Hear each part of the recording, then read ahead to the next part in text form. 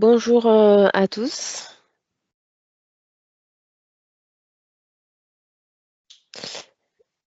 On va commencer ce webinaire dont la thématique concerne les avancées sur les indicateurs de fertilité des sols et diagnostics.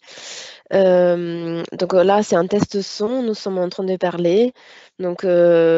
Si vous ne nous entendez pas, euh, ou si vous avez un souci concernant un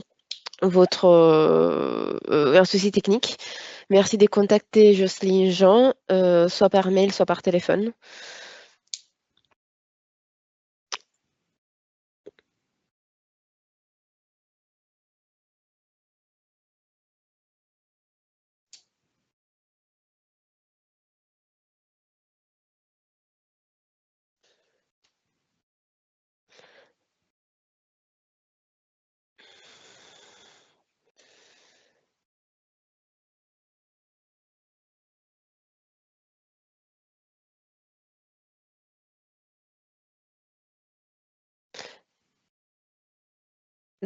L'événement va commencer. Concernant les informations pratiques, si vous avez des questions, vous les posez par le chat. Il y a un bouton qui s'affiche, donc c'est questions et réponses. Donc, vous allez dans le bouton, vous sélectionnez cet onglet, mes questions, et c'est facultatif. Vous pouvez inscrire votre nom, votre département, c'est plus convivial. Et il faut bien cliquer sur Entrée et votre question, elle va s'afficher quelques instants après.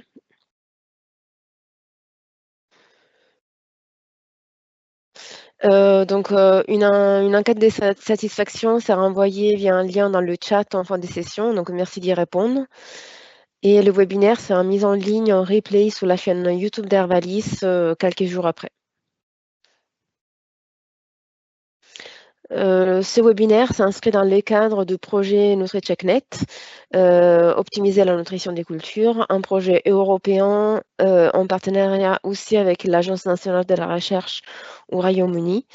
L'objectif principal du projet était d'améliorer la précision et la nutrition des cultures en inventoriant et aussi en évaluant les OAD et aussi les méthodes de diagnostic en matière de nutrition et de fertilité des sols afin de mieux planifier, réajuster et évaluer la nutrition des cultures.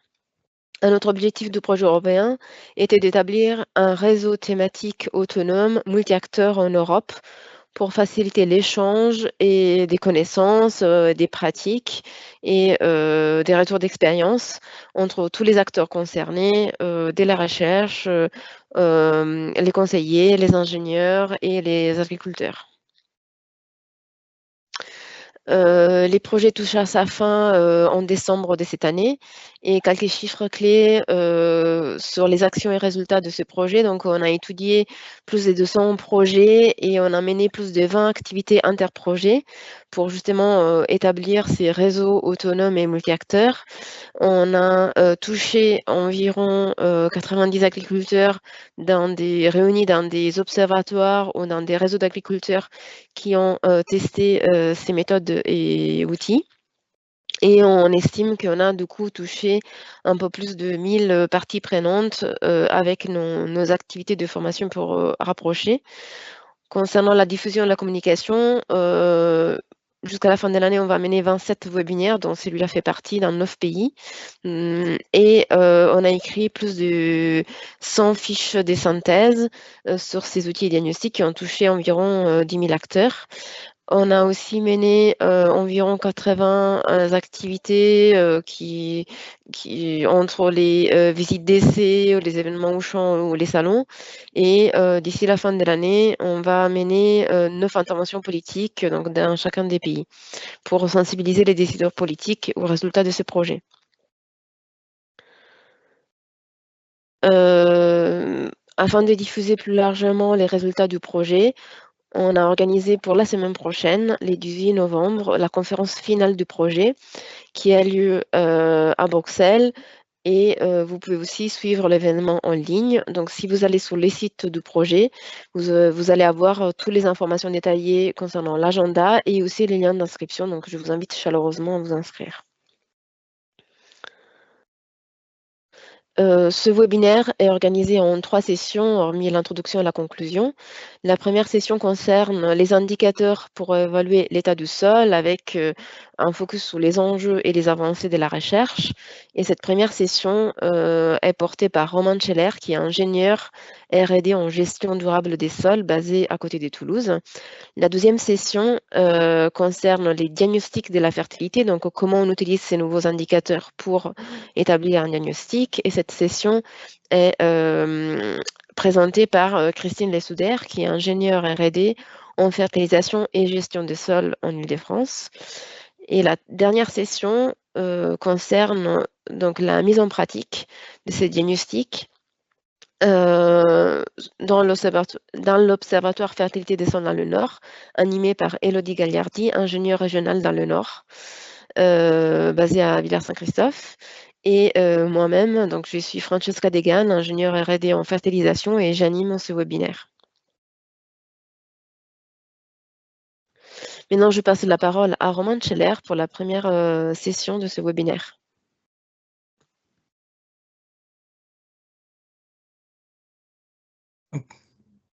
Bonjour à tous. Donc, normalement, c'est bon, il y a ma webcam et vous m'entendez. On démarre ce webinaire avec cette première partie autour des enjeux autour des indicateurs et surtout les avancées. Il y a maintenant un panel d'indicateurs plutôt nouveaux qui sont accessibles pour les conseillers, pour les agriculteurs. Et on va commencer avec une partie là-dessus. Donc, ce qu'il faut savoir pour évaluer l'état d'un sol, c'est que déjà, il va falloir distinguer différentes composantes de la fertilité. On parle déjà de fertilité chimique ou de composante chimique de la fertilité, qui est vraiment en fait l'abondance ou la disponibilité des éléments minéraux dont les plantes ont besoin pour leur développement. On regarde aussi le statut acido-basique qui est très important avec plusieurs indicateurs, mais le pHO notamment, ou la capacité d'échange cationique. Donc ça, c'est des indicateurs que souvent vous connaissez, voire vous utilisez au quotidien, notamment à travers l'analyse de terre. Donc ça, c'est une des composantes de la fertilité qui va être très importante, mais il y a aussi la composante physique de la fertilité qui est plus vraiment liée à la structure du sol, à la manière dont les constituants du sol s'agrègent, et qui va être très important pour le comportement agronomique, pour l'enracinement ou encore le réservoir utilisable des sols. C'est aussi là, dans cette partie physique, on parle de conservation de la couche arable ou en tout cas de lutte ou de prévention contre les phénomènes érosifs. Et enfin, la composante biologique de la fertilité. Le sol abrite de nombreux organismes vivants qui vont avoir un rôle qui est important pour le fonctionnement du sol. Et en fait, ces trois composantes sont interdépendantes, c'est-à-dire que une mauvaise fertilité physique, par exemple, peut entraîner une mauvaise fertilité chimique. Donc, dans le cadre plutôt de ce raisonnement ou de ce projet NutriCheckNet, en fait, on va essayer de piloter et d'optimiser, par exemple, la fertilisation ou la fertilité chimique. Mais par contre, ça peut pas se faire tout seul. Il faut bien avoir une idée globale de ce qui se passe dans son sol, comme une mauvaise fertilité physique peut entraîner une mauvaise fertilité chimique, par exemple. Donc, si on a un tassement, on va avoir une moins bonne absorption par les plantes des éléments minéraux. Donc, en fait, ces trois composantes sont interdépendantes et on va chercher des indicateurs pour pouvoir évaluer ces trois composantes différentes. Et pour ajouter un degré de complexité, ces trois composantes sont également liées aux matières organiques du sol. Et donc là aussi, il va falloir avoir des indicateurs qui vont nous permettre d'appréhender ce qui se passe au niveau des matières organiques. On va y revenir dans un second temps. Donc déjà, bien avoir en tête qu'on va parler de nouveaux indicateurs, notamment d'indicateurs de fonctionnement biologique, plutôt la partie en haut. Pour avoir un raisonnement global, il faudra bien raisonner les trois composantes de la fertilité. Donc, il faut aussi avoir en tête pour évaluer l'état d'un sol que la fertilité va dépendre de certains paramètres, et notamment des paramètres qui sont non modifiables. On ne modifie pas la texture, la teneur en argile d'un sol ou la quantité de cailloux. Ça, en fait, il faut bien faire avec. Alors, j'enfonce des portes ouvertes, hein, mais ces paramètres non modifiables, qu'on peut appeler qualité intrinsèque des sols, vont être importantes et vont jouer sur le comportement agronomique et donc derrière sur potentiellement le pilotage qu'on peut faire des paramètres modifiables. Et donc, dans les paramètres modifiables, il va y avoir des pas de temps différents. Et donc là aussi, on va avoir des raisonnements ou des réponses, des pratiques agronomiques qui vont être différentes et des façons de gérer ces paramètres modifiables, d'avoir une gestion durable de ces sols et d'optimiser potentiellement le pilotage différentes entre les paramètres modifiables à court terme, comme la teneur en azote ou en phosphore, en potasse, ou bien le pH, et des paramètres qui vont être plus ou moins long terme. Alors à moyen terme, on va avoir tout ce qui est biologie du sol, qu'on peut faire évoluer, mais d'une façon un peu moins rapide.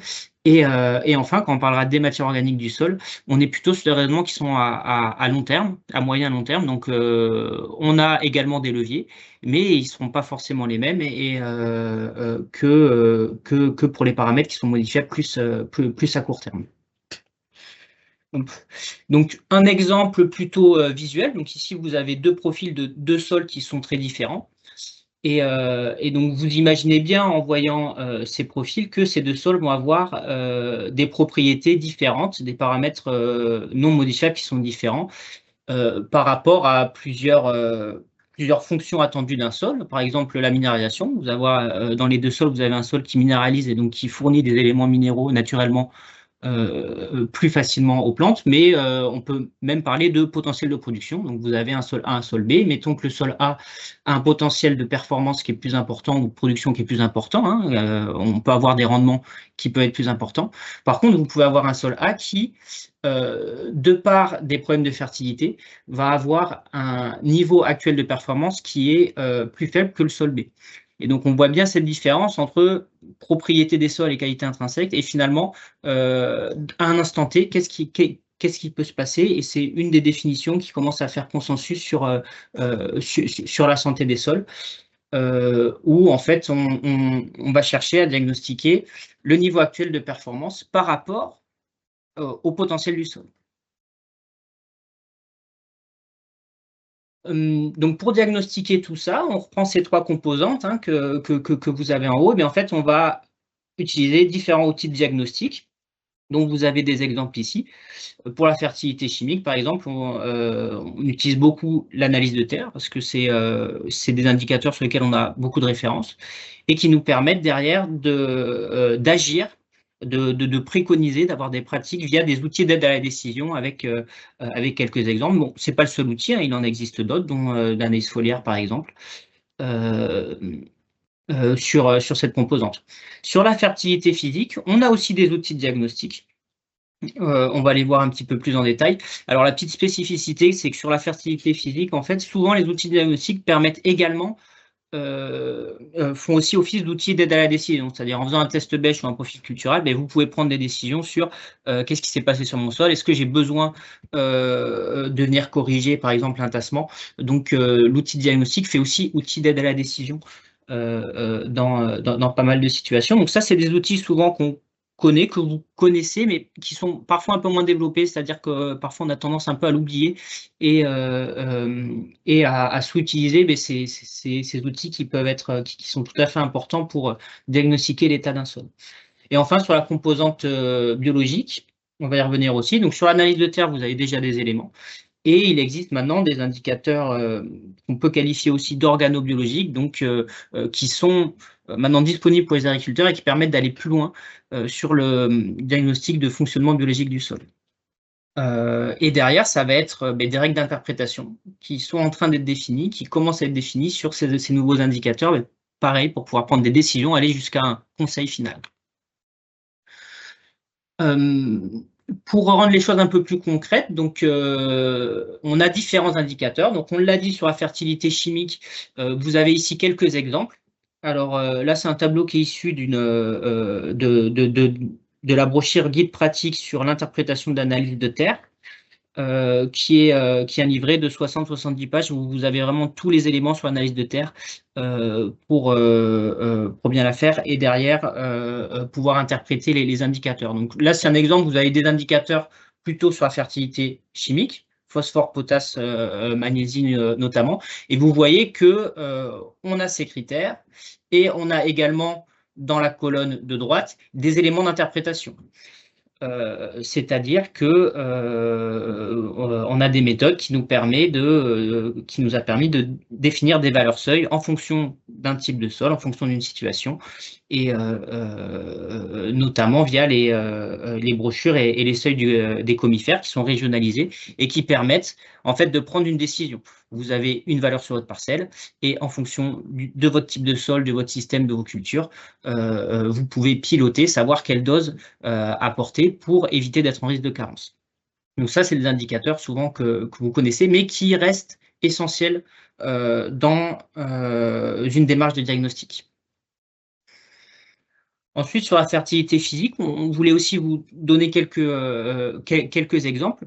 Donc, on parle beaucoup de structure, on va en parler, mais il y a aussi des notions de stabilité structurale qui vont être en lien avec la résilience face, par exemple, à l'érosion ou à l'abattance, donc le comportement agronomique. Donc là, vous avez l'exemple d'un test qu'on appelle le slack test, qui permet de déterminer la stabilité structurale presque au champ. C'est-à-dire que vous n'avez pas forcément besoin d'envoyer vos échantillons au laboratoire, il faut juste un petit outil.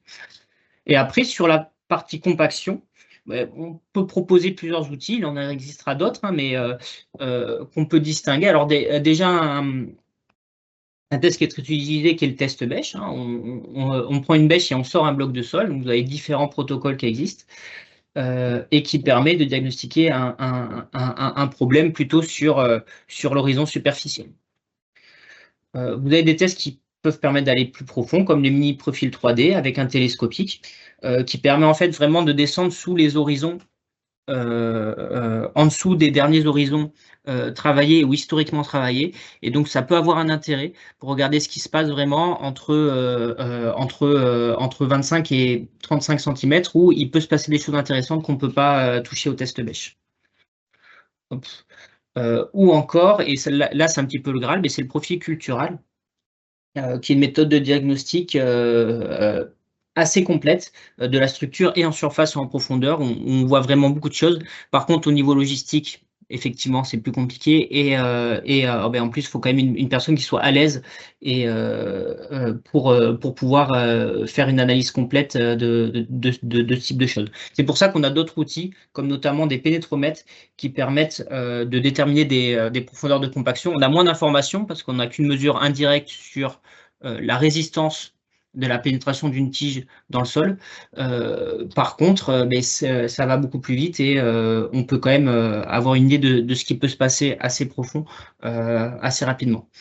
Donc voilà les tests qui sont souvent les plus utilisés sur la fertilité physique et qui seront importants dans la démarche de diagnostic. Pour la partie composantes biologiques, donc on va s'intéresser aux matières organiques et en fait à divers organismes dans le sol. Et donc là, le raisonnement pour nous le plus efficace ou le plus pragmatique à avoir, c'est de raisonner par fonction du sol. Qu'est-ce qu'on attend de ces organismes dans le sol en tant qu'agriculteur ou même citoyen? Mais il y a plusieurs fonctions attendues de ces organismes. Premièrement, la transformation du carbone. Donc, quand vous entendez carbone, il faut avoir en tête matière organique. On attend d'un sol qui puisse décomposer, par exemple, les résidus. En décomposant ces résidus, il va y avoir aussi une fourniture d'éléments minéraux et une transformation de cette matière organique petit à petit en matière organique qui est plus stable. Donc ça, c'est plutôt des ingénieurs chimistes, c'est souvent des bactéries, des champignons qui vont avoir ce rôle, qui vont aussi avoir un rôle dans ce qu'on va appeler le recyclage des nutriments, qui a une fonction aussi, où en fait, vous avez plein d'éléments dans le sol qui ne sont pas forcément disponibles pour les plantes. Vous avez des formes d'azote dans le sol. D'ailleurs, la majorité de l'azote dans le sol n'est pas disponible directement pour les plantes, mais par contre, ces organismes du sol peuvent les rendre disponibles, et l'idée, c'est de les rendre disponibles au bon moment. Donc, c'est une fonction qu'on va chercher à évaluer quand on va regarder ce qui se passe d'un point de vue fonctionnement biologique du sol.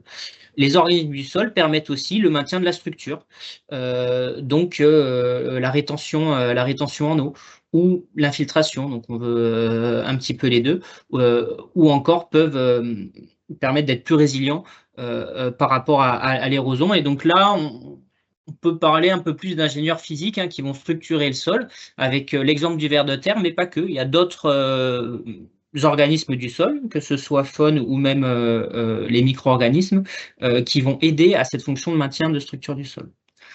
Et enfin, une autre fonction autour de la régulation des populations, c'est-à-dire que ces organismes dans le sol peuvent aussi nous appuyer pour contrôler les bioagresseurs, par exemple. Et donc là, vous avez l'exemple plutôt à gauche d'un nématode. Alors les nématodes, ça peut faire peur aussi, parce qu'il y a des nématodes qui peuvent être des ravageurs des cultures. Par contre, il y a des nématodes aussi qui permettent de réguler les populations, c'est-à-dire qu'ils vont soit se nourrir d'autres nématodes, ou soit se nourrir de bactéries, de champignons. Donc voilà un peu les fonctions qu'il va avoir en tête. Et en fait, finalement, dans une démarche de diagnostic agricole, plus que d'avoir seulement une quantité d'organismes dans le sol, ce qui va nous intéresser, c'est finalement qu'est-ce qu'ils vont nous apporter par rapport à ces fonctions ou aux processus biologiques des sols. Donc pour continuer sur cette dynamique du fonctionnement biologique, quelques notions importantes. Donc vous retrouvez à droite tous les organismes qu'on a vus finalement, à garder en tête les fonctions qui les apportent. Et donc, vous avez plusieurs composantes, de l'infiniment petit au plus grand, de la biomasse microbienne à ce qu'on va appeler la macrofaune, donc des êtres, des animaux qu'on peut voir à l'œil nu. Et donc, en fait, tous ces organismes vont constituer ce qu'on pourrait appeler le moteur. En fait, c'est la matière organique qui est vivante dans le sol. Donc, ce moteur va apporter, on a commencé à en parler, de par leur activité, de par le fait qu'ils se nourrissent, qu'ils meurent, une alimentation minérale pour les cultures, notamment de l'azote et du soufre, en minéralisant des matières organiques. Ils vont permettre aussi d'appuyer sur la dégradation des polluants, et par leur activité, par leur sécrétion, vont permettre une meilleure agrégation, une meilleure infiltration et une meilleure structure du sol, dans l'idéal. En tout cas, c'est des processus qu'on peut attendre de ces organismes. Et donc, par contre, ces organismes, ils se nourrissent des matières organiques qu'on va appeler mortes, et donc qui vont constituer le carburant en fait de ce moteur. Et dans ces matières organiques dites mortes, vous avez des choses assez différentes, à commencer par les résidus. Les résidus font partie des matières organiques du sol et vont être dégradés par certains organismes, mais vous avez des résidus qui sont de plus en plus petits, donc des particules plus fines, voire en bas, jusqu'aux matières organiques dites stables, ou les matières organiques humifiées, ce qu'on pouvait appeler l'humus, qui est très lié aux particules minérales du sol, en formant des complexes argilo-humiques. Et donc, cette matière organique aussi va avoir un rôle. Et donc, vous avez tout ce qui est débris qui permettent déjà une protection des sols en surface, potentiellement pendant l'hiver, et qui vont servir de nourriture, clairement, aux organismes du sol, et donc booster toutes les fonctions qu'on peut en attendre. Et les matières organiques stables de leur côté, qui contribuent à l'SEC, à la capacité d'échange cationique, donc finalement à la fertilité chimique du sol, au réservoir utilisable, au stockage du carbone. La matière organique humifiée, finalement, quand on parle de stocker du carbone dans les sols, en fait, c'est de la matière organique humifiée qui est stable, qui va rester des dizaines, voire des centaines d'années dans le sol. Et également, la lutte contre l'érosion et l'abattement, c'est-à-dire que la matière organique, notamment stable et fine, peut permettre d'améliorer souvent en fait, le comportement agronomique, si on résume un petit peu. Donc, on voit bien qu'on a quand même différentes composantes, et qu'on va chercher un équilibre en fait entre ces différentes matières organiques pour assurer toutes les fonctions ou tous ces processus-là dans un sol. Et en plus de ça, pour ajouter un degré, cette matière organique vivante, ou ce moteur, il va tourner plus ou moins vite Et donc ça, c'est l'activité biologique. Vous pouvez aussi avoir potentiellement beaucoup d'organismes dans le sol, mais qui vont avoir peu d'activité. Et donc ça aussi, ça va être intéressant de savoir quelle est l'activité, quelle est la vitesse de ce moteur pour dégrader les résidus, pour minéraliser de la matière organique. Donc vous voyez qu'il y a beaucoup d'éléments et que finalement, ça va être compliqué d'avoir un seul indicateur pour essayer d'évaluer l'état biologique d'un sol, puisqu'on a des organismes qui sont différents, des matières organiques qui leur servent de nourriture et qui vont avoir on va avoir des attentes différentes vis-à-vis de ces différents compartiments de la matière organique. Et donc sur le fonctionnement biologique, donc on va avoir différents paramètres qu'on va vouloir évaluer. Notamment l'abondance des organismes dans le sol, leur quantité. Est-ce que j'ai beaucoup de bactéries? Est-ce que j'ai beaucoup de champignons? Est-ce que j'ai beaucoup de vers de terre? Ça va être un élément important, mais également l'activité. Et donc, vous avez quelques exemples ici hein, d'activités. Donc, on peut lier l'activité par rapport à un potentiel de minéralisation, par exemple, ou des activités enzymatiques qui sont des analyses un peu plus nouvelles. Et enfin, ce qui va également nous intéresser, où il y a aussi beaucoup de recherches, c'est sur la diversité. Est-ce que c'est toutes les bactéries que je peux retrouver dans un sol vont être très différentes ou plutôt similaires, et également pour les champignons, la faune du sol. Donc pour vous donner des éléments très concrets, sans commenter l'intégralité de ce tableau, vous l'aurez dans le replay, hein, mais vous avez par exemple ici un exemple du panel d'indicateurs que peut proposer Auréa, donc en laboratoire, en prestataire d'analyse, et ce depuis, pour certains, que quelques années. En fait, c'était des indicateurs qui, il y a 10 ans, 15 ans, étaient plutôt réservés à un niveau de la recherche pour certains, et qui sont maintenant accessibles pour les conseillers et les agriculteurs. Et donc, vous voyez, sans tout commenter, que vous avez disons, différents types, et on va chercher à évaluer notamment stature organique, essayer de mieux comprendre les matières organiques dans le sol, l'abondance, l'activité ou la diversité des organismes. Donc, pour conclure un peu cette première partie, donc, je voulais rabâcher en fait les indicateurs de fertilité physique et chimique. Sont bien connus, mais sont pas toujours suffisamment utilisés. Il faudra bien avoir ça en tête et les mobiliser dans une démarche de diagnostic. Et maintenant, des indicateurs de la fertilité biologique sont accessibles sur le terrain, en sachant que certains sont un peu plus matures que d'autres.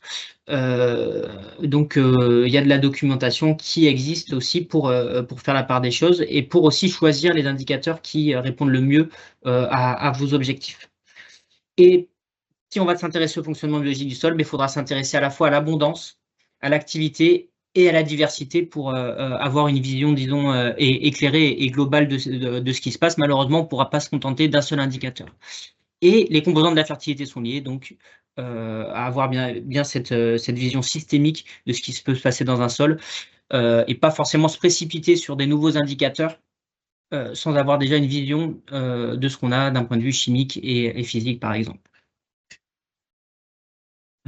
Merci beaucoup Romain pour cette première partie qui nous a permis de identifier les indicateurs, les classer et aussi être conscient des dernières avancées. Donc il y a une question dans le chat que je te pose. Donc, connaissez-vous l'outil BioFunkTool?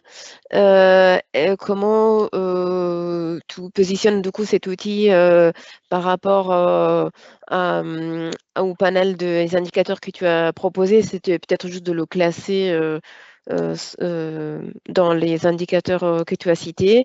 Et puis, moi, j'avais aussi peut-être des questions un peu plus globales sur est-ce que parfois on entend parler de qualité des sols? Tu vois, tu nous as parlé de la santé, donc si tu pouvais juste peut-être éclairer un peu sur ces parties-là. Et déjà pour ces deux premières questions, donc pour la partie questions-réponses. Donc n'hésitez pas à les poser dans le chat, les questions. Très bien, oui. Donc, sur la première question, sur Biofunctool, comment on se positionne? Donc, Biofunctool donc pour tous les participants. C'est un outil plutôt global d'évaluation du fonctionnement du sol sur tous les aspects. C'est un outil qui peut se faire euh, tout ou partie, généralement quasiment la totalité, sur le terrain en fait. Et donc, c'est un outil qui est intéressant, qui a été développé euh, plutôt à la base pour des pays qui n'ont pas accès à des laboratoires d'analyse de sol, plutôt des pays en développement, mais qui maintenant est utilisé également en Europe et a fortiori en France. Euh, donc, ce qui est intéressant, c'est que l'outil Biofunctool a une vision qui est assez fonctionnelle en fait. Donc, d'aller vers ces fonctions, justement, ce qu'on disait, plutôt le recyclage des nutriments, plutôt la transformation du carbone, plutôt que de s'intéresser purement qu'aux indicateurs. Donc, la démarche est très bonne. Nous, Ravalis, on utilise parfois certaines briques, certaines méthodes de Biofunctool. On la met rarement en œuvre entièrement parce que en fait, ça met beaucoup de temps quand même à faire sur le terrain. Et en fait, c'est des analyses plutôt qui se font beaucoup en comparaison, c'est-à-dire qu'on va comparer deux systèmes ou deux parcelles proches, puisque en fait on va avoir peu de référentiels, même s'ils commencent à travailler dessus. Ça, ce sera la partie 2, hein, on va vous parler de référentiels, maintenant surtout de l'interprétation de ces indicateurs. Oui, c'est un outil qui est utilisé, qui, à notre sens, et pourquoi on n'a pas forcément beaucoup parlé sur cette partie 1, c'est que, en fait, c'est un outil qui, pour nous, peinera à se déployer massivement dans le sens où ça prend pas mal de temps sur le terrain. Donc, c'est très intéressant, mais on essaie quand même de pouvoir proposer des solutions pour tous les agriculteurs qu'il n'y ait pas un conseiller ou un stagiaire qui puisse tout faire sur le terrain en permanence. Mais donc, l'idée maintenant, c'est quand même de pouvoir massifier et que tout agriculteur puisse accéder et faire une évaluation du fonctionnement du sol, ce qui serait moins le cas avec Biofunctool qui prend beaucoup de temps. Il faut quand même avoir vraiment, disons, un technicien ou un conseiller expert pour travailler le sujet.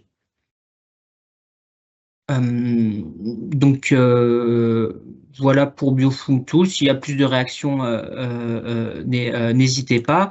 Et donc, pour la partie qualité santé des sols, donc c'est un peu ce qu'on dit. Voilà, donc on pourrait définir un peu trois termes: fertilité, qualité, santé. Donc, ce qu'on vous a dit un petit peu en intro, c'est pour nous une façon de définir les termes. Donc, quand on parle de fertilité, on parle plutôt vraiment d'aptitude culturelle et de capacité d'un sol à produire durablement sous un climat. C'est un terme qu'on a l'habitude d'utiliser plutôt dans le milieu agricole. Et alors que qualité des sols est un terme qui peut être générique, donc qui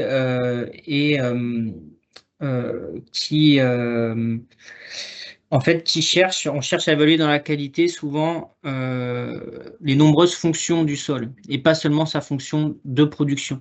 Mais par contre, il peut y avoir des façons, des définitions qui peuvent être différentes parce qu'on l'a dit, la qualité des sols, ça peut être aussi ses propriétés pérennes. Donc, en fait, il y a souvent des débats sémantiques dans le monde scientifique sur qu'est-ce que la fertilité, qu'est-ce que la qualité, qu'est-ce que la santé.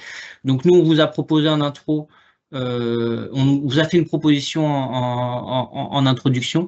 En fait, ce qui compte, c'est surtout de bien définir ce qu'on veut dire derrière ces termes par rapport à ses interlocuteurs.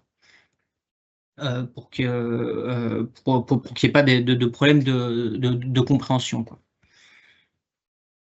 Merci beaucoup Romain. Donc, je vois que dans le chat, les questions sont très intenses. Cependant, je vous propose de passer à la séquence suivante. On a un timing à respecter et on va prendre les questions au fur et à mesure. On va essayer d'y répondre dans le chat. Et ce qu'on ne pourra pas répondre dans le chat, on vous répondra par la suite. Donc, j'invite Christine, du coup, à prendre Christine Lessouder, ingénieure expert en fertilisation et gestion durable des sols, pour poursuivre la présentation. Bien, bonjour à tous. Alors, diagnostic de la fertilité du sol et comment utiliser ces nouveaux indicateurs. Donc, on va parler de l'interprétation, hein, en particulier de quoi dispose-t-on aujourd'hui et qu'est-ce qu'il nous reste à acquérir, hein, sur cette interprétation.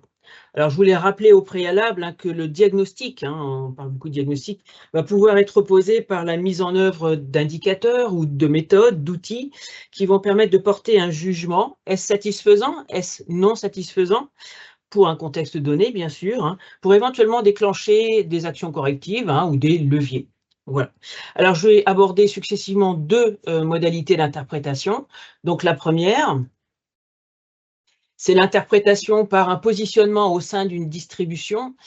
À gauche, en ce qui concerne les indicateurs chimiques du sol, hein, alors on a représenté ici un exemple de distribution, alors dans le cadre de la teneur en phosphore Olsen, hein, donc qui est un indicateur de la biodisponibilité du phosphore, dans une région circonscrite, hein, et pour un type de sol.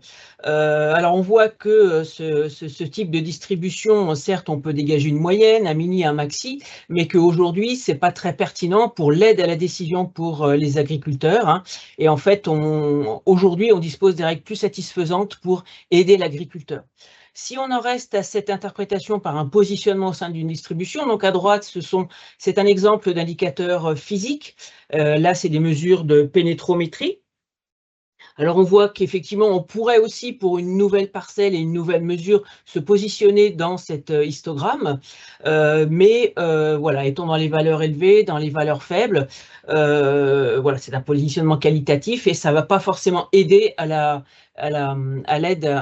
aider à la prise de décision pour les agriculteurs. Alors ensuite, indicateurs biologiques. Alors justement, pour les indicateurs biologiques, on est actuellement dans ce travail d'enrichissement de bases de données, de mesures de plus en plus nombreuses d'un certain nombre d'indicateurs biologiques. Et donc, on est dans cette phase de constitution de ces référentiels pouvant proposer des valeurs moyennes, quartiles, etc. Voilà, alors, qui, comme on l'a vu sur les deux autres indicateurs, n'est pas encore, n'est que la première étape. Alors vous avez, alors dans le cadre du projet Microbiotaire, un certain nombre d'indicateurs, 16, ont pu être détaillés et ont fait l'objet de mesures sur le cadre d'expérimentation de longue durée où on maîtrisait très bien les conditions environnementales. Et c'est dégagé du coup des valeurs remarquables, hein, moyenne, mini, maxi, par indicateur. Vous avez ici à gauche la règle d'interprétation, hein, de l'indicateur biomasse microbienne, hein, donc le carbone en microgrammes par kilo. Avec sur la barre à gauche, vous avez la valeur moyenne en noir, hein. Et donc, si on arrive avec une nouvelle valeur sur une nouvelle parcelle lambda, qui ici, par exemple, à 210 mg, on voit qu'on se situe entre la moyenne et la valeur mini de la distribution. Donc, ce travail a été fait dans le cadre de Microbiotaire, mais on pourrait aussi représenter cette valeur dans le cadre d'un autre référentiel. Ici, à droite, ce qui est indiqué, c'est les règles d'interprétation et aussi de positionnement dans une distribution de l'université Cornell, voilà, où on voit que pour cette valeur de 210 mg, on est dans la situation et dans la classe vraiment de valeurs très faibles. Alors, pour poursuivre, au-delà de Microbiotaire, donc un document tout chaud que vous allez pouvoir consulter et qui permet de faire l'actualisation d'indicateurs biologiques du sol. Donc là, on est uniquement sur les indicateurs biologiques tels que vous les a définis, Romain, hein, tout à l'heure. 22 indicateurs. Donc c'est une mise à jour depuis Microbiotaire. Et de même, vous avez des fiches par indicateur avec la description, bien sûr, des indicateurs et puis ces valeurs mini, maxi et les moyennes pour aider à ce positionnement de nouvelles valeurs au sein de la distribution. Alors, néanmoins, enfin, on verra aussi autre chose, mais ce qui est par contre sous-jacent à ces interprétations par rapport au positionnement au sein d'une distribution, c'est souvent, plus il y en a, mieux c'est. plus élevé, c'est le plus satisfaisant. Mais ce n'est pas toujours le cas. Ici, il y a une illustration bon, bien connue qu'on présente de temps en temps, hein, qui est la courbe qui est hors sujet un petit peu de notre matinée, courbe de poids des nourrissons, où on voit qu'effectivement, il y a une plage optimale, mais si on est au-delà, on n'est vraiment pas dans la situation satisfaisante. Et en fait, de se positionner par rapport à une distribution, hein, ça ne suffit pas toujours pour porter un jugement, hein, et en particulier si on a une valeur faible, est-ce grave ou pas, est-ce qu'on peut y remédier ou pas. Et en fait, on va rechercher, hein, donc notre objectif, ça va être de pouvoir travailler sur des seuils tels que si on est en dessous, alors une fonction du sol, hein, ou un service rendu par le sol va pouvoir être affecté. Au-delà, on est en situation satisfaisante, mais on peut imaginer aussi un nouveau seuil supérieur, au-delà duquel on n'est plus en situation satisfaisante par rapport à cette fonction, parce qu'avec des valeurs trop élevées. Alors néanmoins, tous ces travaux sur les positionnements au sein d'une distribution, hein, donc voilà, d'enrichissement de ces bases de données et de ces référentiels et donc de ces distributions nous apportent un certain nombre d'enseignements intéressants. Les laboratoires, un certain nombre de laboratoires d'analyse aujourd'hui ont commencé à acquérir un grand nombre de valeurs suffisamment référencées et qui permettent du coup de voir d'avancer un petit peu sur les différents indicateurs. Ici, on reste sur la biomasse microbienne, hein, et vous avez un résultat proposé par le laboratoire Celesta Lab, hein, mais alors, je cite d'autres laboratoires, Aurea ou Elisol, qui aussi ont des une compilation de collections de grand nombre de valeurs. On peut y voir sur cette illustration que cette valeur de biomasse microbienne, eh bien, elle dépend de la texture du sol. Plus la texture va vers des valeurs, des textures grossières, c'est-à-dire vers texture sableuse, et plus on a des valeurs faibles de biomasse, hein, à l'inverse, quand on est sur des textures plus fines, argileuses, hein, donc on a des valeurs plus élevées. Donc il y a un effet de la texture sur les valeurs de biomasse microbienne. Donc néanmoins, hein, ce que je disais, donc ces référentiels en s'enrichissant permettent quand même de nous faire comprendre la signification de chacun des indicateurs et nous font progresser, même si c'est partiel pour l'aide à la décision. Donc, on a vu l'effet de la texture et ici, c'est l'effet des composants du système de culture. Toujours dans le cadre de microbiotère, on a pu mettre en relation les indicateurs biologiques travaillés dans le cadre de microbiotère. Donc là, c'est au départ de microbiotère. Vous les avez, ces indicateurs en ligne, hein, donc je ne vais pas rentrer trop dans le détail, mais qui sont représentés ici en fonction de leur sensibilité à discriminer des pratiques qui ont été mises en œuvre dans des essais de longue durée sur lesquels on a mesuré avec toute cette collection d'indicateurs. Donc, on a eu des essais spécialisés sur les facteurs produits résiduels organiques, sur des facteurs couverts d'interculture, travail du sol, etc. Et on peut voir à la lecture de ce tableau, plus la couleur verte est intense et plus l'indicateur en ligne, hein, est apte et sensible à ces composantes du système de culture. Voilà. Donc, on a pu, voilà, on avance quand même à l'examen de ces référentiels de données, hein, lorsque les valeurs sont suffisamment bien renseignées, bien contextualisées, à avoir des informations intéressantes pour interpréter à terme, et aujourd'hui déjà, ces indicateurs. Alors, on va passer maintenant à un autre type d'interprétation, qui est ce qu'on appelle l'interprétation fonctionnelle. C'est-à-dire une interprétation basée sur le lien entre les indicateurs et une fonction du sol, voire un service rendu par le sol. Alors ici, le premier indicateur sur lequel on a travaillé dans cette orientation-là, c'est les indicateurs de biodisponibilité du sol, et en particulier le phosphore.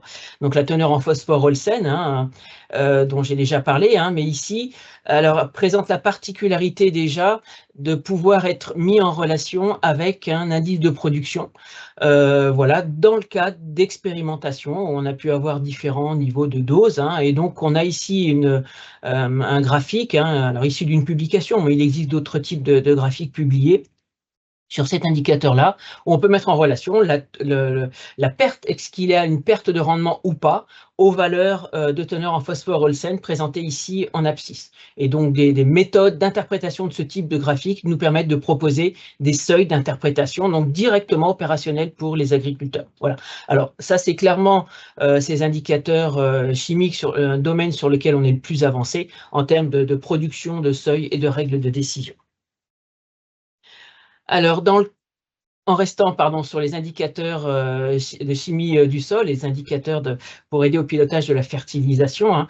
Donc, Romain a déjà cité la brochure guide d'interprétation des analyses de terre, donc pour les grandes cultures et les prairies temporaires, hein, dans lequel on a collecté et on a compilé l'ensemble des indicateurs, mais aussi des modes d'interprétation et des interprétations proposées pour chacun de ces indicateurs.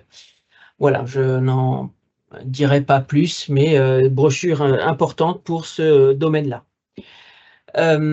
Autre type d'indicateurs, les indicateurs physiques.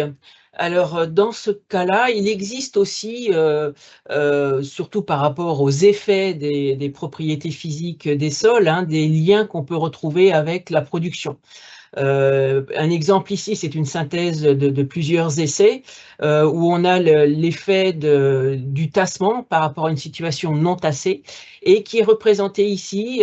Vous avez la variabilité en fonction de la culture sur laquelle a été réalisé ces tassements et aussi l'effet année, hein, qui se cache derrière les barres d'erreur.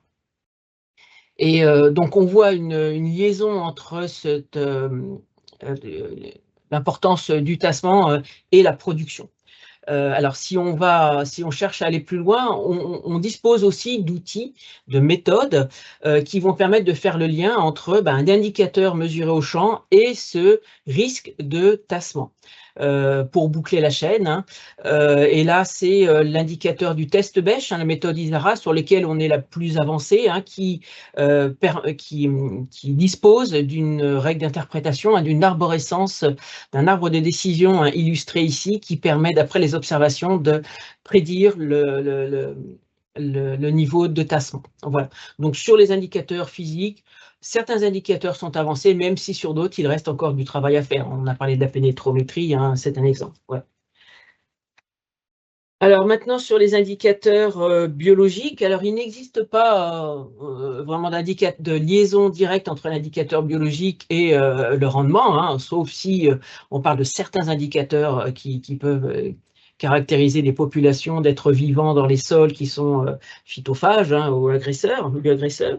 Mais on va chercher néanmoins à construire des relations, des liaisons suffisamment décrites entre les fonctions du sol et ces indicateurs. Alors les fonctions du sol, Romain les a déjà décrites tout à l'heure, hein, 4 grandes fonctions et qu'on peut détailler avec ces sous-fonctions ou processus, hein, présentés ici, hein, par exemple la décomposition des résidus de culture ou la fragmentation de ces résidus de culture pour la fonction de stockage du carbone, la minéralisation en carbone ou en azote du sol ou l'aération ou la porosité du sol dans le cas de l'amélioration de la structure. Et ce qu'on va rechercher, c'est à décrire au mieux ce lien entre un indicateur et une fonction du sol. Alors ici, on a une relation Y égale à X plus B, croissante, même si ce qu'on va rechercher idéalement, et c'est ce qu'on a dans le cas des indicateurs biologiques, c'est pas souvent un seul indicateur tout seul qui va nous permettre de révéler un niveau de fonction, hein, mais ce sera plutôt une combinaison d'indicateurs, par exemple un nombre de vers de terre combiné avec une note de test bêche ou avec une teneur en matière organique, comme l'a dit Romain aussi, qui est un indicateur un peu incontournable. Voilà, donc l'interprétation de ces indicateurs ou d'une combinaison d'indicateurs permettra d'établir ces règles de décision dans le cas des indicateurs biologiques, hein, d'établir un diagnostic quantifié et, in fine, de sélectionner des leviers adaptés. Donc, dans le cas des indicateurs biologiques, on est un peu au début de ces travaux. Alors, pour ça, je voulais citer alors déjà le projet Microbiotaire, dans lequel on a commencé, et c'est le premier de ces projets, à inventorier, à rechercher les liens entre les indicateurs ici en ligne, les 16 indicateurs finaux de microbiotaire, hein, et en colonne, on retrouve les fonctions du sol, hein, les 4 grandes fonctions et les processus écrits en plus petit, hein, et on peut, on a, pardon, par analyse bibliographique et expertise, hein, donc proposer du coup là où il y avait une relation ou pas, hein, là où la couleur est la plus intense, hein, et là où on a une relation soit positive, soit négative, hein. On n'est pas toujours dans le cas de relations positives, hein, ou alors on peut avoir voilà, des relations avec des optimums, etc. Mais où on a des relations entre des indicateurs et sous fonction du sol. Voilà, on pourrait prendre des exemples. Par exemple, pour la ligne du carbone oxydé, on a un lien avec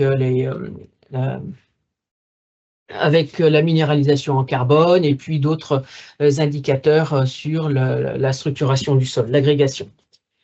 Voilà, autre projet sur lequel on a travaillé sur ces liens indicateurs-fonctions, c'est le projet Agroécosol, où on a proposer un moteur d'interprétation basé sur ces liens indicateurs-fonctions en y mettant tout ce qu'on savait aujourd'hui le mieux sur ces liens.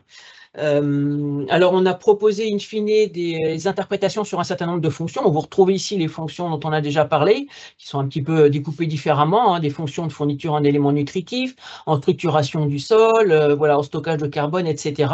Et on a pu positionner les valeurs parcelle par parcelle, hein, c'est le petit triangle présenté sur les barres, en décomposant en amont chacun de ces fonctions. Si on prend l'exemple de la structuration du sol, on l'a décrite dans Agroécosol à l'aide de 3 processus qu'on a pu évaluer chacune, hein, et c'est la combinaison de ces 3 évaluations qui donne la note sur la structuration du sol.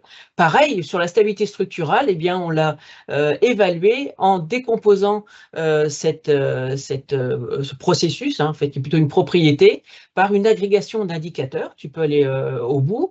Indicateurs agrégés, et dans le cas de cette stabilité structurale, donc c'est 4 indicateurs, aussi bien chimiques, biologiques que physiques, hein. Vous avez la teneur en matière organique, test Bech, indice de battance et diversité microbienne, qui ici sont évalués sur une note de 1 à 3, hein, mais qui combinés ont permis de positionner la note, le petit triangle, sur la stabilité structurale. Donc voilà le travail qui a été proposé dans Agroécosol, mais qui ne demande qu'à avoir à s'enrichir et avoir de plus en plus de liaisons suffisamment décrites, hein, robustes, entre indicateurs et fonctions.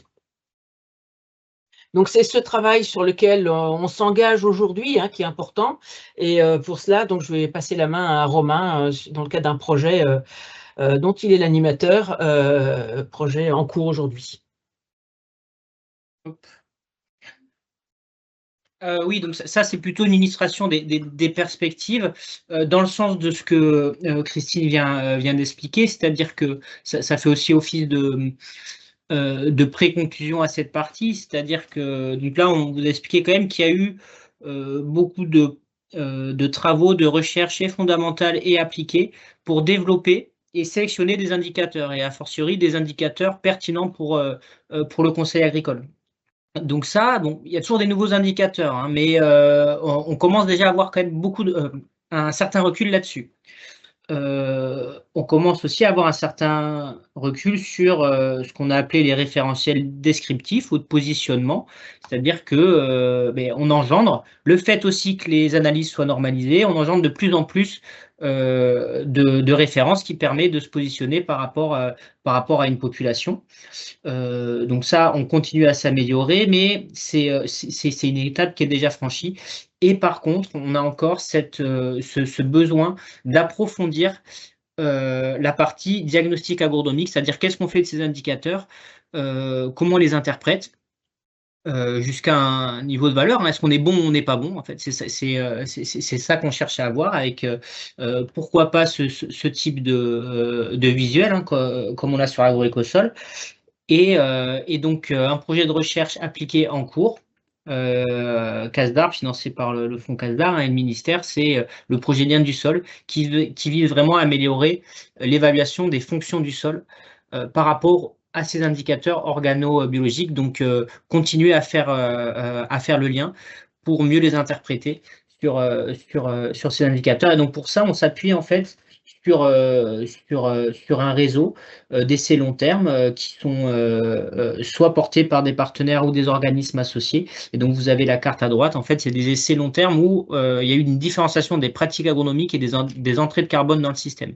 Ce qui nous permettra en fait d'avoir des réponses et, on l'espère, avoir des relations claires entre indicateurs et fonctions du sol pour en fait créer des méthodes qui ressembleraient à ce qu'on a sur les indicateurs chimiques, c'est-à-dire pouvoir vraiment se positionner, mettre des valeurs, peut-être des valeurs seuil, des valeurs critiques, ou en tout cas pouvoir vraiment faire du conseil avec ces indicateurs. On commence à savoir le faire, mais on s'améliorera avec ce type de projet.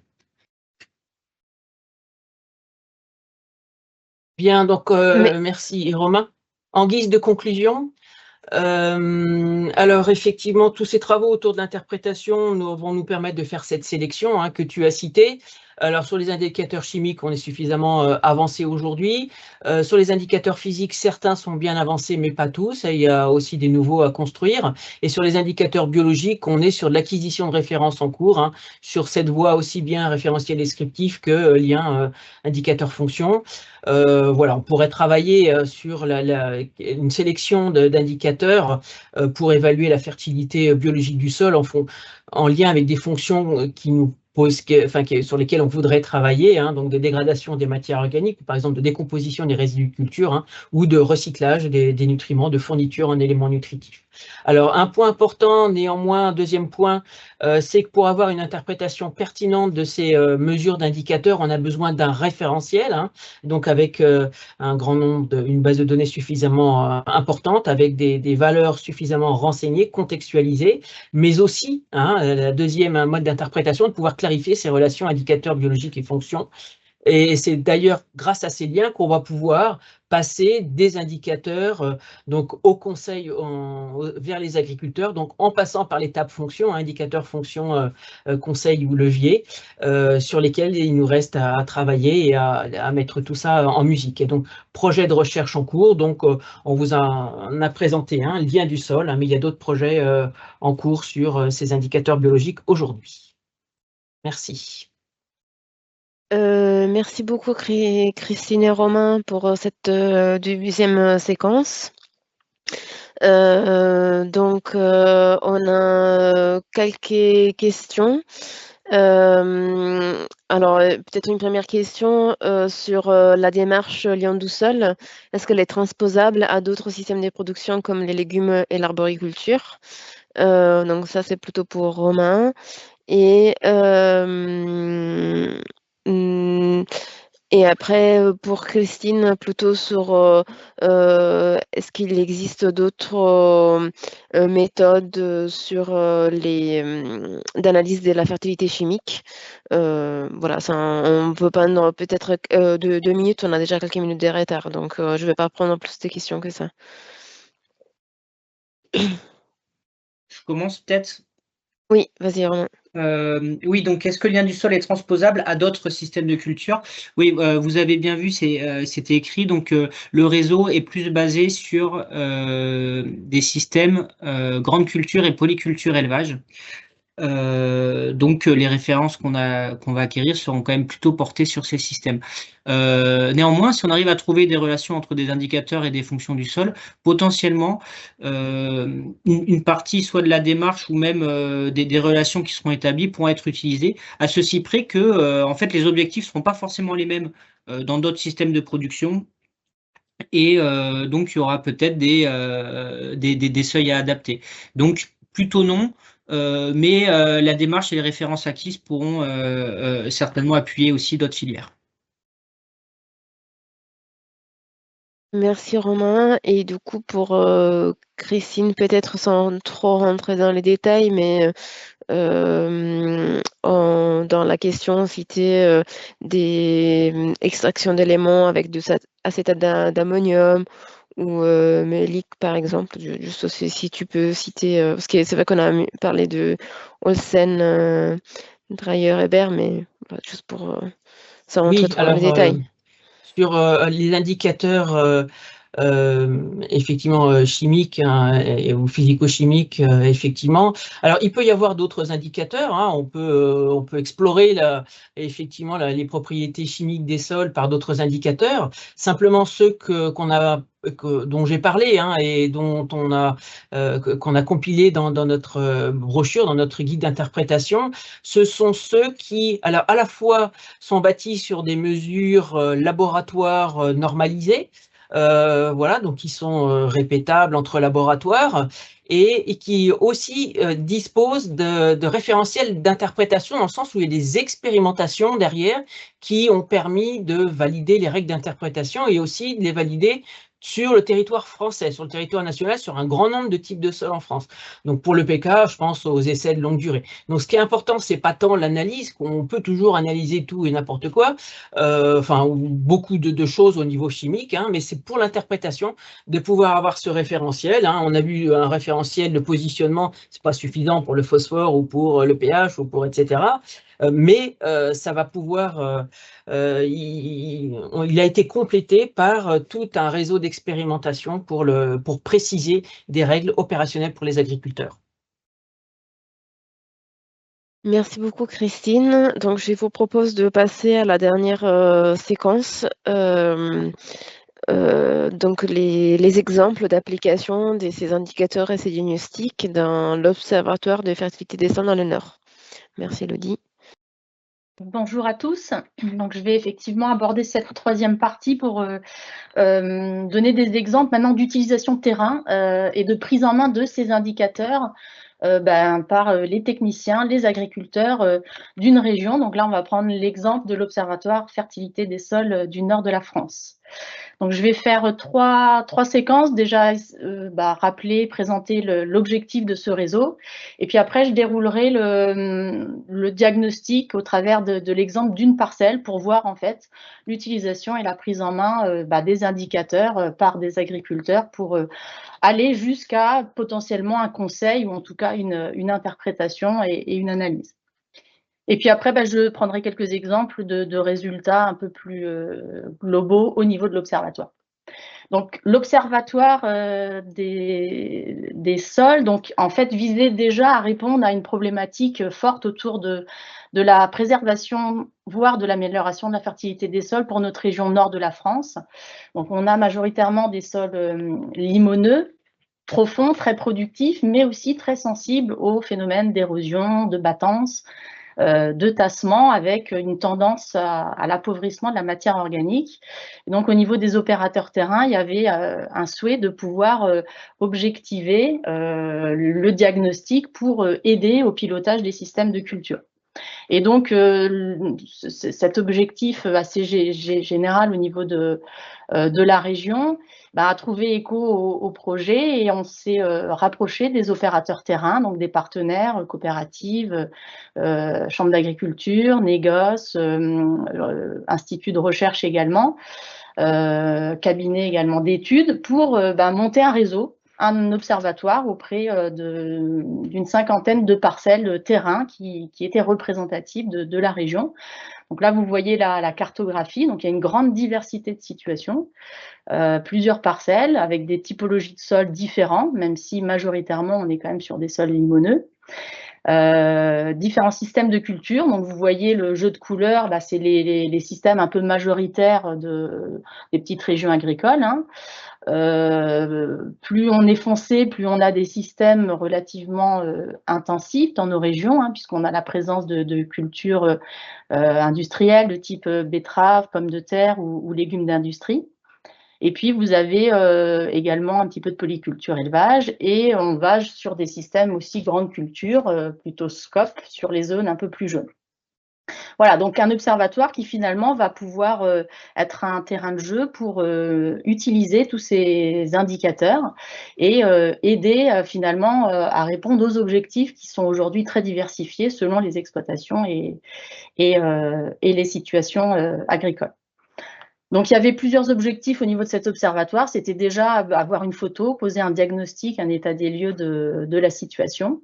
Et puis aussi un objectif de suivi dans le temps. puisque vous l'avez vu, tous ces indicateurs en fait permettent d'évaluer les fertilités des sols, mais aussi bougent de manière assez lente dans le temps, et donc on a un objectif de suivi sur plusieurs années pour voir comment évoluent ces indicateurs et potentiellement faire le lien aussi avec les pratiques, des changements de pratiques potentiellement, ou en tout cas essayer de piéger les combinaisons, on va dire, de situations qui sont les plus favorables pour la préservation de la fertilité des sols.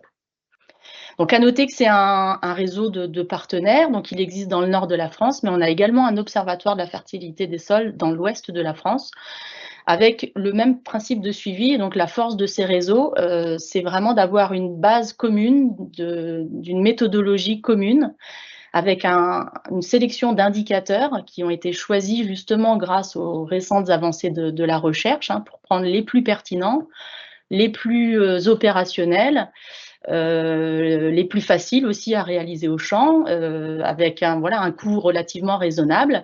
Et donc il y avait un objectif aussi de monter en compétences collectives, donc à l'échelle d'un réseau de partenaires en région.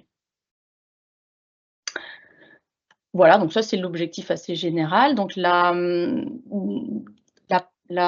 description justement du choix des indicateurs, vous l'avez dans cette diapositive. Voilà, on a sélectionné pour pouvoir évaluer les 3 briques de la fertilité. Une sélection d'indicateurs, donc je ne vais pas reprendre dans le détail, on les a présentés précédemment. Pour la fertilité biologique, il y a quand même un coût au niveau des analyses, donc on a sélectionné à peu près 5-6 pour donner en gros une notion d'abondance, on l'a vu, autour de la mesure de la biomasse microbienne, une notion autour de l'activité biologique avec la mesure du carbone labile, on y reviendra, également la mesure de l'azote biologiquement minéralisable, et également la qualité de la matière organique avec le fractionnement granulométrique de la matière organique. Pour ce qui est du bloc de fertilité physique, on a évalué la stabilité structurale avec le SLEC test et l'état structural avec le test Bech, méthode Isara, et également des mesures de pénétrométrie complétées avec des profils culturaux. Donc là, ensuite, ce qui est important, donc chaque parcelle a reçu aussi, on a réalisé une analyse chimique. Ce qui est important à noter, c'est qu'on va réaliser la mesure chaque année à peu près à la même période pour être relativement comparable, et on va revenir sur le même point de la parcelle chaque année pour essayer d'avoir un suivi aussi dans le temps pendant à peu près 7 ans. Donc voilà un peu le kit qui a été choisi. Alors maintenant sur le terrain, c'est plusieurs actions de démonstration, des rendez-vous terrain, c'est la diapo suivante, des formations, des réunions, la présentation des indicateurs pour que en fait chaque partenaire du réseau, technicien, agriculteur, puisse s'imprégner des modes opératoires. Donc il y avait un objectif aussi de partage d'expertise, de formation pour prendre en main ces indicateurs sur le terrain, et donc de transfert aussi de compétences. Donc j'ai noté sur la droite plusieurs animations qu'on a pu réaliser. On remercie tous les partenaires de ce projet. Donc là, j'ai mis des exemples sur le nord de la France, mais ils existent aussi dans l'ouest de la France, où il y a eu des visites d'essais communes, des animations auprès de groupes d'agriculteurs, des colloques, des interventions au champ, et j'en passe. Donc voilà, mais merci à tous les partenaires de ce projet. Alors, je vais maintenant passer à la partie illustration de la démarche sur une parcelle, pour essayer maintenant de voir d'un point de vue un peu pratico-pratique comment on peut aider l'agriculteur sur le terrain grâce à ces indicateurs. Donc, il y a une démarche, on va dire, qui va être commune à tout le monde et qui ensuite pourra être déclinée selon les situations et les objectifs recherchés. Donc, la première brique, c'est vraiment de décrire la situation. Donc, je ne l'ai pas encore dit, mais toutes ces parcelles, en fait, on va également référencer l'historique des pratiques sur les 5 ans avant le lancement du projet. Donc, on va décrire finement le système de culture, le type de sol, et bien identifier les objectifs et les attentes recherchées par l'agriculteur. Donc, c'est le premier point. Le deuxième point, on va justement utiliser tous les indicateurs cités précédemment pour faire vraiment un diagnostic à 360 de toutes les fertilités. Donc là, on a fait, je voulais montrer une sélection d'un kit, en gros, d'indicateurs les plus opérationnels, qui présente le plus de liens avec justement les fonctions recherchées. Et alors ça peut être sous différentes formes. Nous, dans l'Observatoire, on a travaillé sur la mise en forme de ces valeurs, de ce diagnostic au travers de fiches de restitution, et qui peuvent être diverses et variées, pour bien avoir en tête, on va dire, les facteurs limitants présents dans la parcelle et aider à la priorisation des actions et construire finalement un plan d'action avec l'agriculteur, ce qui va être la troisième étape de ce diagnostic pour interpréter. Donc on l'a vu, des indicateurs, des outils qui sont déjà très avancés, sur lesquels on a des règles de décision, et d'autres sur lesquels on est en cours de référencement pour construire les référentiels et s'améliorer.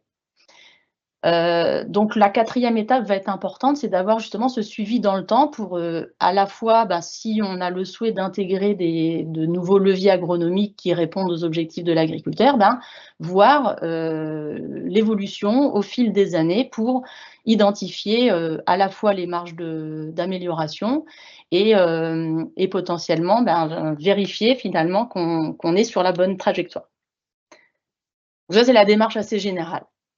Maintenant, je vais passer à l'exemple d'une parcelle. Alors, on aurait pu en prendre une autre. C'est pour vraiment illustrer, plutôt à titre d'exemple, la réalisation de ce diagnostic global à l'échelle d'une parcelle.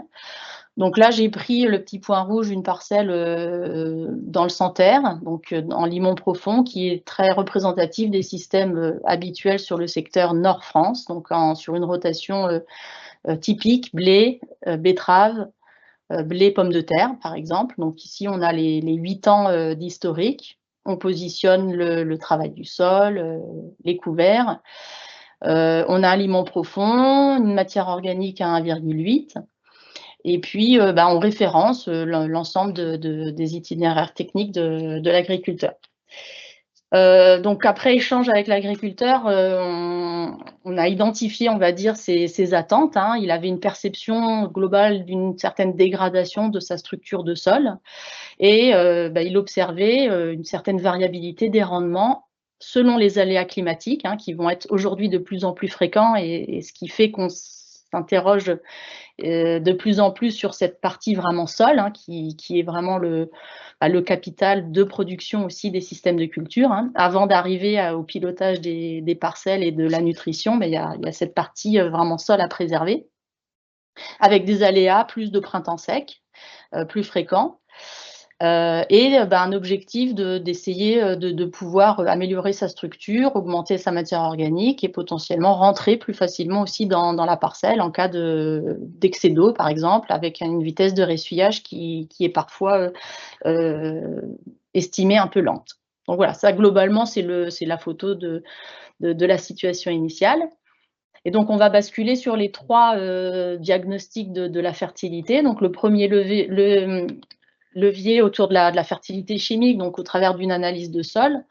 On ne rentre pas forcément dans le détail. Là, on a les différents indicateurs autour du pH, de la CEC, la mesure des teneurs en phosphore Olsen ou en potasse échangeable qui sont présents dans une analyse de terre. Et donc là, on a une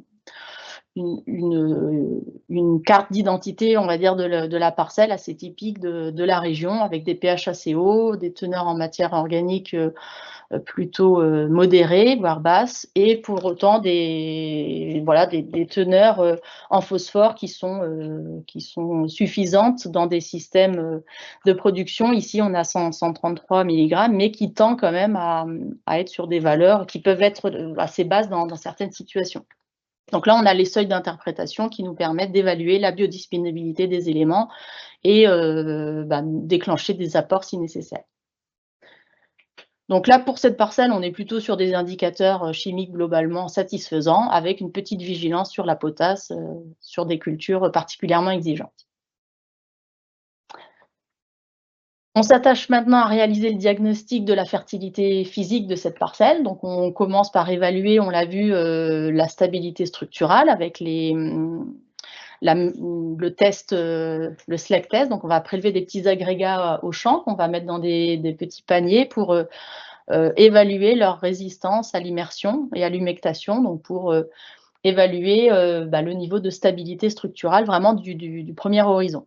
Donc, lorsqu'on réalise ce diagnostic au niveau de la parcelle, on voit qu'on est sur des cotations assez basses. Donc là, on a une note de 1 à 6. Et pour cette parcelle, sur les deux niveaux d'horizon, 0,2 cm et 2,10 cm, on est sur des valeurs relativement basses qui sont aussi assez typiques et assez dépendantes de la texture intrinsèque du sol. Donc, on ne peut pas forcément grand-chose, mais malgré tout, on est sur des valeurs quand même relativement basses dans cette parcelle. Donc, ça veut dire une parcelle de sol assez sensible à l'érosion et à l'abattance.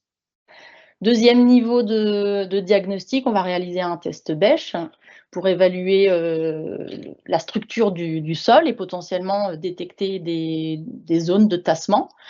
Donc là, on réalise le diagnostic sur les 3 horizons. Donc le premier horizon, sur une dizaine de centimètres, qui présente une classe de tassement avec une note de 1,8, là, donc qui est relativement bas, c'est-à-dire qu'on ne détecte pas de tassement important. Idem sur le deuxième horizon, jusqu'à une vingtaine de centimètres. Et par contre, ce qui est aussi assez fréquent dans bon nombre de parcelles de la région, on va commencer à détecter des tassements à partir du troisième horizon, ici entre 25 et 35 cm. On va monter donc sur la note ici de 4, donc qui révèle un tassement relativement conséquent qui pourrait nécessiter une action correctrice.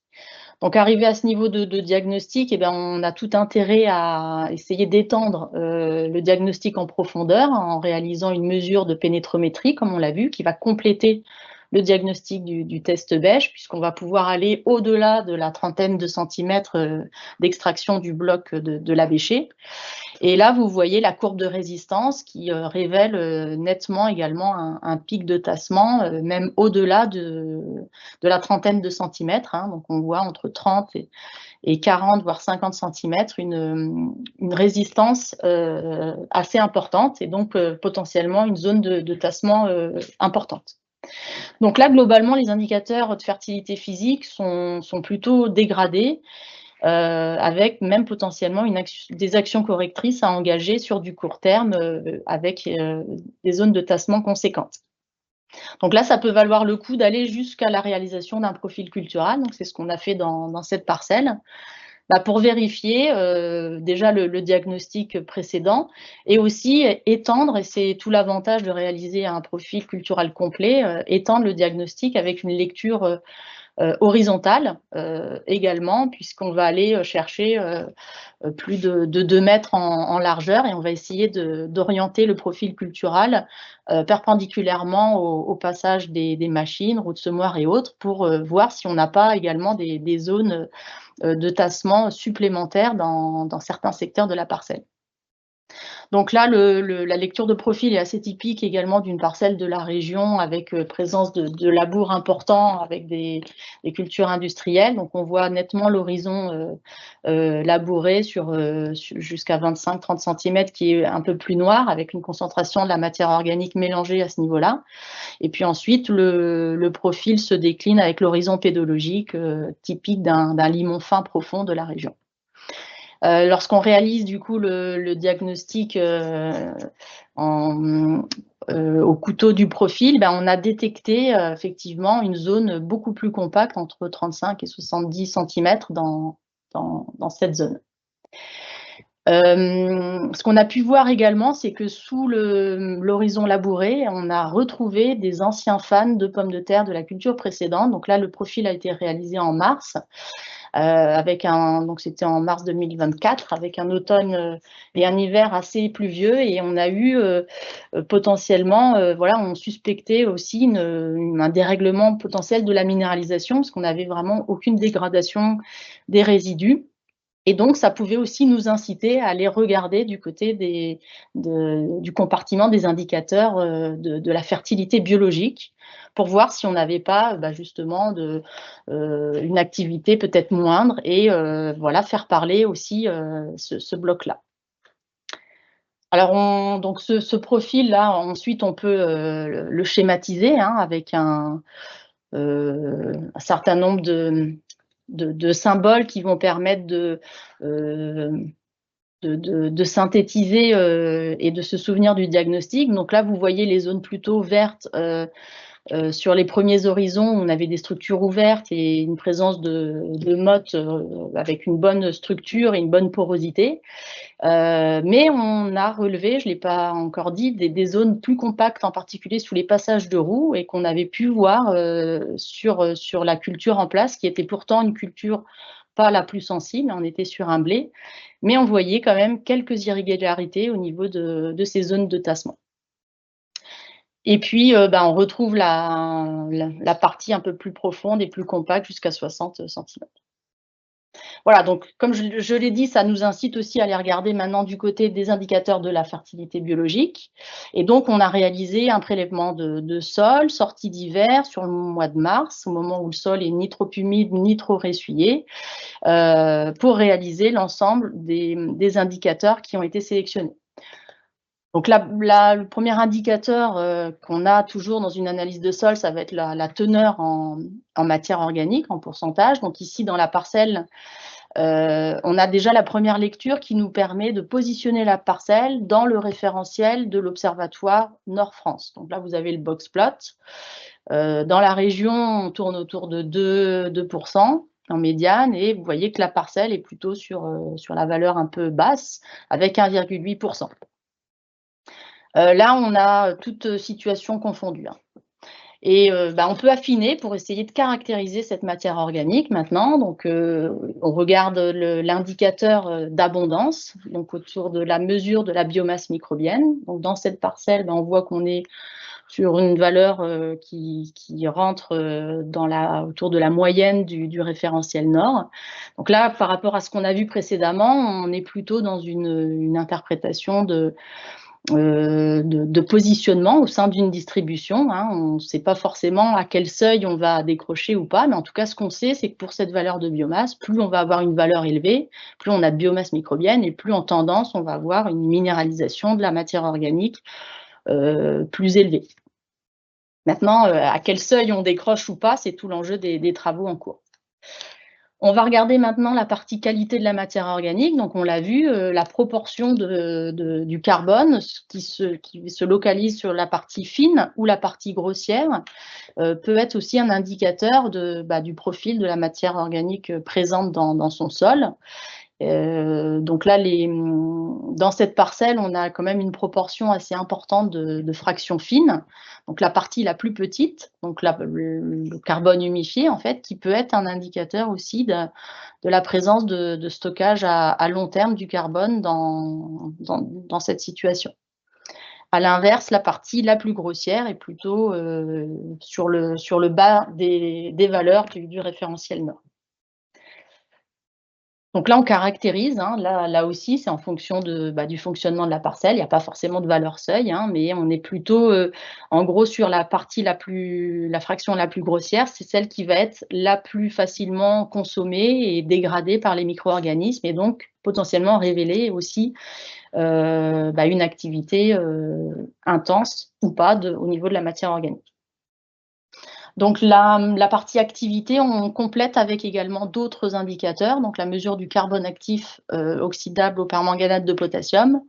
Donc là, dans cette parcelle, pour cette année-là, on est sur une valeur plutôt basse par rapport au référentiel, mais qui peut être également tout à fait satisfaisant pour le fonctionnement au niveau du sol. Et puis, la mesure du potentiel de minéralisation. Donc voilà, donc premier niveau d'interprétation, c'est un exemple. Là, on positionne la parcelle dans ce référentiel aujourd'hui en cours de construction au niveau du nord de la France. Et le deuxième niveau d'analyse, c'était aussi de savoir si notre jeu de données du nord de la France se positionnait sur des valeurs proches du référentiel microbiotaire à une échelle plutôt nationale. Et donc, une des informations aussi, c'était de voir que, en gros, les ordres de grandeur et les valeurs étaient assez proches de ce qu'on avait également au niveau national.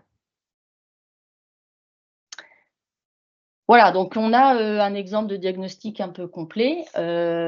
Fertilité chimique satisfaisante dans cette parcelle, fertilité biologique pas encore forcément de valeur seuil, mais en tout cas, on est sur des ordres de grandeur dans la variation connue au niveau français. Et par contre, on a quand même certains indicateurs qui peuvent être dégradés sur la partie fertilité physique. Et donc, voilà, pour raccrocher un peu le travail de diagnostic au global, ben, ça va être potentiellement d'identifier les freins pour lever, on va dire, les facteurs limitants d'une parcelle. Et donc là, en l'occurrence, on a potentiellement à lever une problématique de tassement qui, on va le voir, et on l'a vu précédemment, peut-être pénalisante pour le développement de la plante avec un frein à l'enracinement en particulier. Donc après, bah, c'est des exemples de plans d'action. Voilà, à court terme, là, dans cette situation, on peut proposer à l'agriculteur d'essayer de raisonner également des travaux de sol pour engager des actions correctrices pour limiter ces problématiques de tassement. Mais c'est vrai qu'on le verra à la fin, mieux vaut intervenir en prévention, puisque c'est beaucoup plus dur de rattraper des dégradations de sol à des profondeurs importantes. La régénération naturelle autour de l'activité biologique va prendre plusieurs années également. Et puis, à moyen terme, on va potentiellement aussi lui conseiller d'intégrer des leviers agronomiques de type apport de pro, augmentation de sa biomasse découverte, voilà, avec restitution du carbone au sol, essayer de privilégier aussi des couverts avec des cessurènes plus faibles, hein, à la fois pour avoir un effet sur la minéralisation de la culture suivante, mais aussi ce sont des couverts qui ont des coefficients isouniques plus efficaces, et donc voilà, pour le stockage du carbone à long terme, ça peut aussi être intéressant. Voilà un exemple de diagnostic d'une parcelle. Alors l'idée, c'est maintenant de pouvoir extrapoler cette méthodologie. Donc on l'a dit, c'est une méthodologie commune, donc c'est ce qui fait la force du réseau, mais qui derrière peut être déployée sur plusieurs types de situations et répondre à différents enjeux au niveau des agriculteurs, des parcelles et des situations. Donc, je prends deux exemples autour de l'Observatoire de la fertilité des sols pour montrer aussi la variabilité vraiment de chacune des parcelles. Donc là, vous avez un jeu de données de la réponse de toutes les parcelles à un des indicateurs de stabilité structurale. On a pris l'exemple du SLEC test et on a essayé de faire des typologies de systèmes de culture pour voir qu'il y avait quand même des tendances qui se dégageaient. Donc, on a isolé d'abord toutes les parcelles en dominante forte de limon pour essayer d'être sur une même typologie de sol, hein, puisqu'on a vu que ça pouvait avoir une incidence importante. Et puis, on a essayé de faire deux grandes typologies, les systèmes plutôt type grande culture, où on avait une vingtaine de parcelles, et puis les systèmes plutôt spécialisés en rouge, avec présence de pommes de terre, betteraves ou cultures industrielles légumes. Et donc, sur l'indicateur de stabilité structurale, donc sensibilité à l'érosion, à la battance, on retrouve quand même une certaine tendance à avoir des systèmes plus sensibles dans ces cultures plutôt spécialisées, qui s'expliquent avec un affinage important du sol et du travail du sol relativement important dans ces situations. Mais pour autant, ce n'est pas systématique. Et on voit qu'on a quelques parcelles qui révèlent des bons niveaux de stabilité structurale. Et donc, là, l'idée de l'observatoire, c'est d'aussi aller piéger ces conduites culturales qui font que même dans ce type de système, on va avoir des indicateurs de fertilité des sols préservés. Donc ça, c'est un des exemples de premiers résultats qu'on peut avoir au niveau du système Nord. Deuxième exemple autour de la mesure de la structure du sol au travers de la mesure du test bêche. Et là, on a isolé uniquement le troisième horizon. Donc, on voit aussi toute la variabilité dans le nuage de points. J'ai pas mis les moyennes, mais c'est au même titre que le SLEC test. En tendance, on a quand même une note de tassement qui est souvent plus élevée dans les systèmes spécialisés. Donc les parcelles en rouge sont souvent plutôt sur une note plus importante par rapport au système grande culture. Donc on voit qu'on a à aller affiner le diagnostic vraiment à la parcelle, aux situations, pour identifier les pratiques les plus favorables et prioriser les actions pour optimiser les systèmes de culture. Alors, j'ai mis quelques courbes de pénétrométrie aussi en bas pour montrer qu'il y a quand même une grande variabilité aussi entre les parcelles. Voilà, pour une même date donnée, ça peut être très criant. Et donc l'intérêt, voilà, on voit qu'on a quand même assez fréquemment, dans un tiers des parcelles, souvent des problématiques de tassement dans les horizons un peu plus profonds. Et le lien direct avec la fertilisation se fait, puisque on l'avait vu précédemment, c'est des pénalités de rendement assez fréquentes qui vont s'accentuer avec des climats de plus en plus stressants, des printemps de plus en plus secs. Donc un tassement sur une parcelle, ça va freiner l'enracinement, donc on va atteindre une profondeur d'enracinement plus tardivement, et on va avoir un volume exploré également réduit, et donc un accès aux nutriments, à l'eau détérioré, et donc un impact sur la culture. Donc c'est vrai qu'on va parler ensuite dans d'autres webinaires, dans d'autres travaux, voilà, d'optimiser la fertilisation des cultures et la nutrition de la plante. Et ça passe aussi d'abord par préserver son capital sol pour lever d'abord les freins et ensuite optimiser les apports de nutriments sur la plante. Voilà, donc en guise de conclusion, vous avez la dernière diapo, là, enfin, ou une des dernières, qui vise d'abord à identifier les facteurs limitants. Donc voilà, biodisponibilité des éléments chimiques dans le sol, problématique de tassement, ou battance ou érosion. On réalise un diagnostic et ensuite les leviers d'amélioration agronomique sont bien connus. On a énormément de travaux dessus. On pourrait également vous en parler de manière très, très longue, mais là, l'idée, c'était plutôt de lister, en gros, et d'hiérarchiser les leviers connus. C'est la présence de couverts, on l'a dit, biomasse, le choix des espèces aussi, le rapport C sur N, les apports de matière organique. Donc là, on va avoir un effet bénéfique sur la fertilité à la fois physique, mais aussi stockage de carbone, préservation de la fertilité en surface. Et puis, on a toute la partie gestion du travail du sol. Donc là aussi, on n'allonge pas, mais voilà, les créneaux de passage, les conditions d'intervention en percale humide, le choix du matériel, la pneumatique, tout ça, ça va être des choses à regarder de très près, en particulier dans nos systèmes Nord-France. Et puis évidemment, la gestion des résidus en fait partie, la diversification de la rotation également.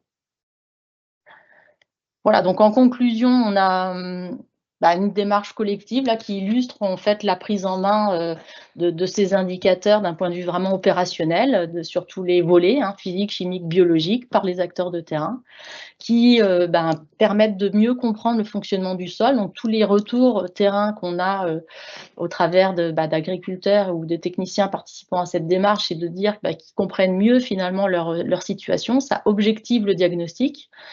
Ça donne des clés d'interprétation. Il y a des échanges aussi sur le terrain. On commence à avoir les premiers résultats, mais on a beaucoup de perspectives aussi. Et donc, c'est aussi un enrichissement mutuel sur, d'un côté, les avancées de la recherche, et puis de l'autre côté, le travail en réseau, comme ça, sur le terrain, qui permet, on va dire, une montée en compétences collectives. Donc, si on regarde la toute dernière diapo, voilà, le projet NutriCheck s'insère dans cette notion de facilitateur des échanges, et les indicateurs sol, on voit qu'on a beaucoup d'avancées au niveau des derniers travaux. On est en train de construire nos référentiels pour aider à l'interprétation et d'avoir finalement une déclinaison opérationnelle pour aider au pilotage des cultures par nos agriculteurs. Voilà sur la présentation. On vous réfère, parce qu'on n'a pas eu le temps, on était un peu contraint au niveau timing. On a fait une sélection de présentations, mais il y a beaucoup d'autres ressources disponibles. Donc, on vous a mis quelques liens au travers de documents, de références, d'autres webinaires qui sont disponibles. Et on vous laisse les consulter, et on prend, je pense, quelques questions sur la fin, si vous en avez. Merci beaucoup, Élodie, pour cet exemple de mise en pratique des indicateurs et des diagnostics dans un territoire spécifique. Et du coup, tu as bien insisté sur le besoin de construire des référentiels et aussi sur toute la partie animation, accompagnement des acteurs de terrain pour collectivement avancer et pouvoir mieux interpréter ce panel d'indicateurs sur les 3 composantes. Donc, juste dans la liste des documents déjà cités, je vous ai mis dans le chat un autre document sur les indicateurs biologiques. Donc, c'est des fiches pratiques publiées par le RMT Bouclage. Et donc, il y a aussi dans les documents, mais il n'y a pas dans la diapositive, mais il n'y a pas les liens. Je vous ai mis le lien dans le chat. Et donc, pour toi, Elodie, on a 2 petites questions. On a déjà un peu dépassé le temps, mais c'est plus des questions d'informations sur les réseaux.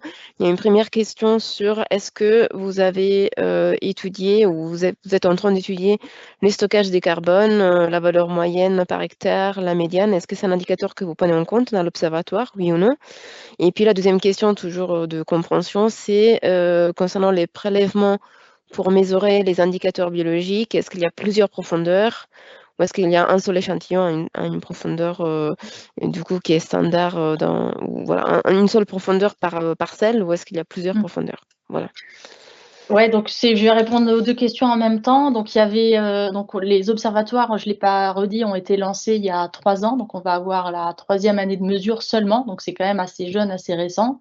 Ce qui va être du suivi de la partie stockage de carbone, on sait que ça met quand même plusieurs années à bouger. C'est pour ça que les observatoires s'inscrivent dans la durée, avec des mesures qui sont faites chaque année autour du bloc des indicateurs physiques.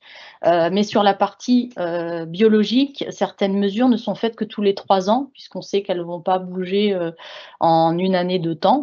Et donc, en 2026, on va réitérer pour la 2e fois seulement certaines mesures autour de la partie fractionnement granulométrique de la matière organique. Et la partie stockage de carbone sera mesurée également à ce moment-là. Mais il faut noter que potentiellement, on pourrait avoir un intérêt aussi à simuler cette partie-là, puisque là, pour le coup, stockage de carbone, ça peut être sur des dizaines d'années. Et donc, voilà, on va suivre en parallèle les mesures, mais peut-être la simulation autour de modèles type AMG pourrait compléter aussi l'analyse. Ça, c'est pour la première partie. La deuxième partie, sur la profondeur de prélèvement, on a fait un compromis entre entre la recherche, le consensus au niveau de la recherche et puis les indicateurs de fertilité biologique. Et donc, les mesures sont réalisées sur 20 cm pour à la fois répondre à la partie indicateur fertilité biologique et puis faciliter les prélèvements pour n'avoir qu'une mesure de prélèvement. Eh bien, merci beaucoup, Elodie, pour la réponse à ces 2 questions. Je vous propose de conclure le webinaire après donc, ces réponses que tu as données. Je vous rappelle, on a une enquête de satisfaction. Donc, je vous remercie de participer à l'enquête pour nous permettre d'améliorer notre communication. Donc, je vous ai envoyé le lien dans le chat. On pourra aussi vous envoyer le lien par mail. Merci beaucoup de votre participation. Très bonne journée à tous.